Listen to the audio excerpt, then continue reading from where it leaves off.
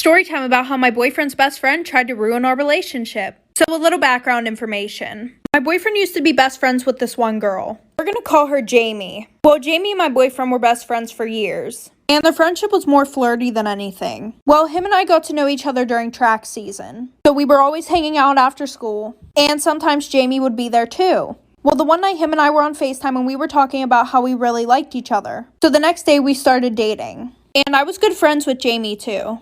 Then after we started dating, she started acting really weird towards me. Like, I would try to say hi whenever I saw her in the hallways, and she would just give me a dirty ass look. So then I told my boyfriend how I thought that she was really mad at me, and he said that he would talk to her. Well, a week before him and I started dating, she told us that there was this guy that she really wanted to ask to prom, and she said that she liked him for a while. Well, then my boyfriend said, apparently a few days ago you were hitting on the boy that she was going to ask to prom. So then I started to connect the dots and I was like, oh shit, like for part 2. How my boyfriend's best friend tried to ruin our relationship. So like I said, I started to connect the dots after that. And then I realized that she was talking about my boyfriend. We're just going to call him Josh. As he's telling me this, I immediately get a FaceTime call from her. So I answer the phone, and she says, well, I think I should just confront the situation now. So the first thing that she says is, you knew I liked Josh. Like, how could you do this to me? I had a poster board and everything. So I'm just like, well, why didn't you tell me that you liked him? And she goes, what the fuck do you mean? Like, you knew. But I was sitting there thinking about the fact that they were best friends for 5 years and nothing ever happened, so it's really not my fault. And then this girl has the nerve to say, I'm pretty sure if you just break up with him now, me and you can get past this and still be friends. So I said no. So then I called my boyfriend, told him that we talked it out, and I didn't even tell him about what she said or anything like that, because I just wanted the situation to be over and done with. So a few weeks after that, she decided to get her brother involved.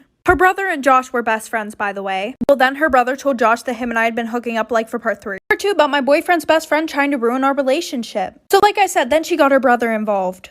And her brother and Josh were best friends. A little background information here. Josh had stopped talking to Jamie for those few weeks after she called me that night because she was making things really awkward in our relationship and just giving us a lot of problems. So the one night, Jamie's brother texts Josh and he's like, bro, I think it's mad sus how you cut her off when your girlfriend's the problem. So obviously Josh texted him and said, what do you mean?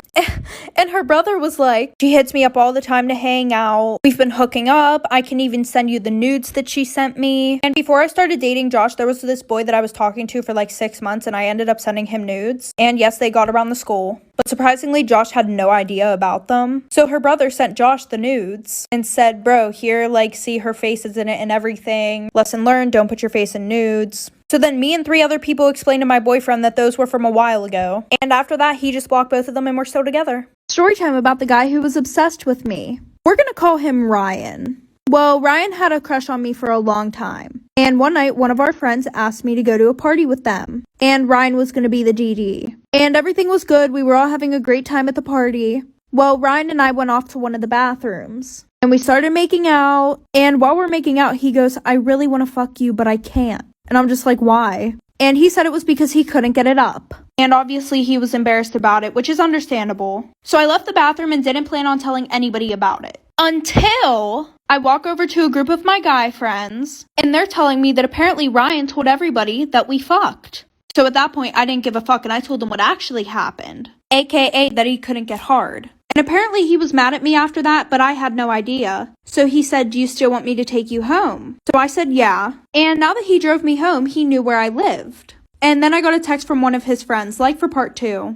Part 2 about the guy who was obsessed with me. So like I said, as soon as I got dropped off, his friend Ella texted me. And she was like, oh, it was so wrong for you to say that he couldn't get it up and a bunch of other nonsense. And I just brushed it off and I was like, whatever. So I went to sleep and the next morning that I woke up, so my house had like a gate to get in and there were locks on it and all the locks were broke. And my stepdad also saw that he slashed my fucking tires. I ended up telling him everything that happened that night and my stepdad's 32 and Ryan's 22. So they're only a 10-year difference. He basically gave me an option. He was like, either I can call the cops or I can go beat this kid's ass. I was like, okay, just call the cops. So we called the cops and they ended up catching him on the surveillance camera, like of him breaking the locks and slashing my tires and everything like that. So then they found him and arrested him. And let me get this straight. If he just wouldn't have lied about it, then it would have never came out that like he couldn't get it up. He just had to go and tell everybody that we fucked.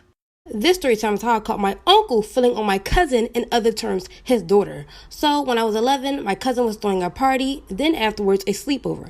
By the way, we're calling her Adrian, and she was turning 13. So the day of the party, me and my other sister were dropped off by my dad, and we were dropped off very early, maybe 5 hours before the party, and that's because he had to go to work, and my uncle didn't mind taking us all together to the party. Plus, we got to help them set up for the party. When we arrived, we went to Adrian's room, and she got her hair done.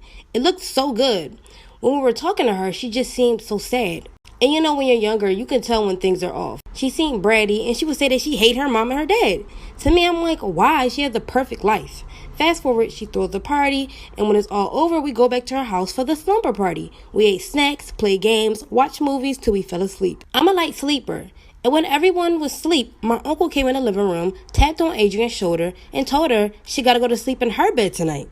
This is part 2 of how I caught my uncle touching on my cousin, in other terms, his daughter. So early before, I told you guys everyone went to sleep. We were all asleep in the living room floor in front of the TV, and my uncle tapped on Adrian, telling her that she needed to sleep in her bed tonight. I'm a light sleeper, and I was woke the whole time. Adrian was still asleep, so my uncle picked her up and took her to her room. I was confused on why she had to go to sleep in her room because everyone was asleep downstairs.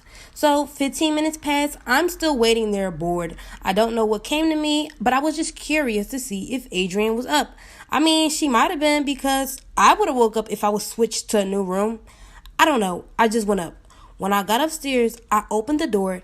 Adrian was asleep, but she was completely naked, and my uncle was sitting right next to her, touching on her. I'm out of time. Let me know if I should make a part 3. This is part 3 of how I caught my uncle touching on my cousin, in other terms, his daughter.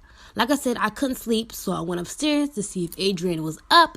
When I opened up the door, Adrian was asleep, but she was naked, and my uncle was touching on her. I got scared and was about to run downstairs, but he ran after me, covered up my mouth, and sat me back down in the room. I started crying, and he said if I didn't shut up, he was going to beat me, so I shut right up.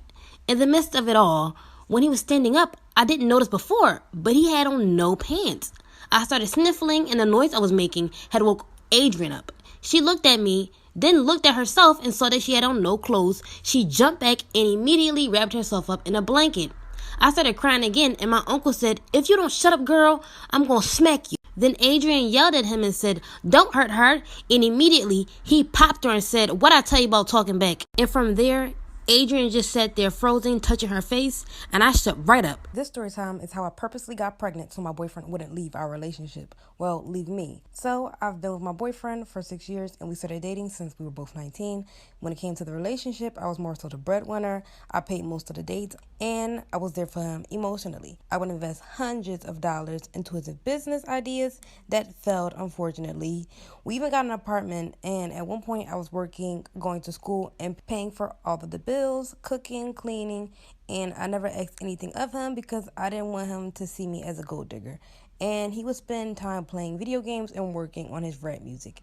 It wasn't the best, but I believed in his dream. So I basically took care of him. A couple years later, his grandfather passed and left him $500,000 in his will. And at the time, he started to get really distant. He was using that money and never spent any on me. I expressed my concerns, and he said that he was done with the relationship. And from that moment, I lied and said I was pregnant. If you want to know what happened this is part 2 of how I purposely got pregnant so my boyfriend wouldn't leave our relationship.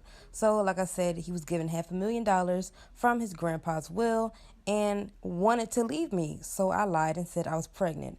Now, I wasn't upset that he wouldn't give me part of the money. I always had my own money, and quite frankly, most of it would go to him. I was just hurt because I sacrificed and invested so much into this man to prosper, and once he was financially stable, he wanted to leave me. Now, at this time, I wasn't physically pregnant. I lied. Now, when he found out, he stayed with me, and I stopped taking birth control. So literally within 3 weeks later, I got pregnant. And even though he was with me, he wasn't really with me. He really didn't come to none of the appointments and wouldn't check up on me. He became mean and started cheating on me. There's more to the story. Come back for part 3. This is part 3 of how I purposely got pregnant so my boyfriend wouldn't leave our relationship. So, like I said before, I got pregnant, and then he started to act really distant, and he cheated on me. He told me he wanted to leave the relationship multiple times, but then again, his actions showed different because he'd always come around and did things that people in relationships would do. And around this time, money started to get tight. I would ask him if he could pay for certain things, and he would refuse and then started to say I was only with him for money. But what was crazy to me is that most of the relationship, he had nothing, and I was the one working. And still, when I was pregnant, I was the one working. And with the money he had got, he would buy himself nice clothes, got himself a car. And the girl he was cheating on me with, he bought her the most expensive clothes. And I wanted the relationship so bad that I allowed him to have side chicks. I never asked him questions, and he still never wanted me. A week before the baby's due date, he completely left me and went with the girl he was cheating on me with. If you want to know what I did after that, this is part 4 of how I purposely got pregnant so my boyfriend wouldn't leave our relationship. So a week before the baby's due date, he completely left me. I was devastated. I became depressed, suicidal. And because I was so stressed, the doctor said that I needed to calm down because my blood pressure started to get super high and that would be good for me or the baby. After the baby was born, he came around to see the baby. At some points, he tricked me into thinking we were getting back together. And once he had slept with me, he'd leave again and go back to the other girl. I tried to tell his new girlfriend about it, but she didn't believe me and called me crazy. I'd always see him make posts about her, spoil her, and everything. After 2 years, I got a therapist because I started to get anxiety attacks. And I found out I was codependent and I had abandonment issues due to my father not being there for me. And I was afraid of being alone and a man not truly loving me. And I allowed someone to treat me horrible because I didn't want to be alone. Regardless, no girl should have gone through what I did. All girls should love